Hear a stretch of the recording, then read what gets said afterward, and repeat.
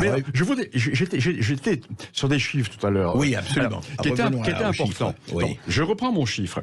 Donc, l'Afrique... Oui, reprenez même le premier chiffre. Bon, nous sommes en 2019, donc juste avant le Covid. Les chiffres sont les mêmes maintenant à peu près.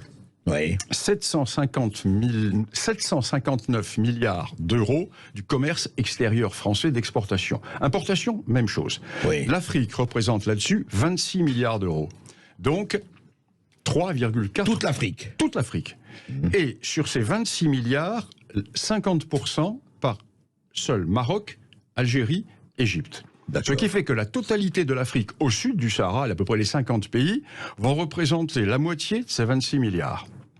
Et la seule zone CFA, on dit le chasse gardée de la France, le CFA c'est épouvantable, la France s'enrichit dans la zone CFA. Je vous donne les chiffres. La zone CFA, 6 milliards d'euros. C'est-à-dire 0,79% du commerce français.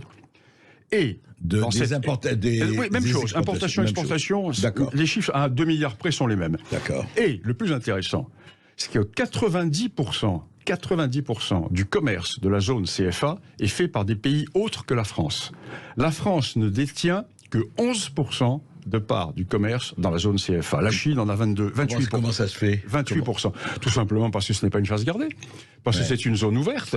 Ce qui fait que la zone CFA... Moi, je suis pour la suppression de la zone CFA. Moi, je suis pour la suppression de toutes les traces de la colonisation. Il faut apurer cela. Il faut arrêter. Tant plus que les Africains sont très sensibles à cela, à tort ou à raison, souvent à tort.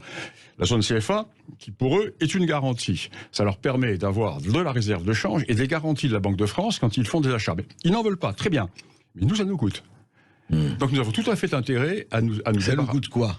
Ça nous coûte que nous portons garant de toutes les opérations CFA. Effectivement. D'accord. Donc ça c'est un problème qui est essentiel. Les chiffres, il faut toujours revenir au réel. Au réel, les chiffres. Alors, tout le reste, c'est du verbiage.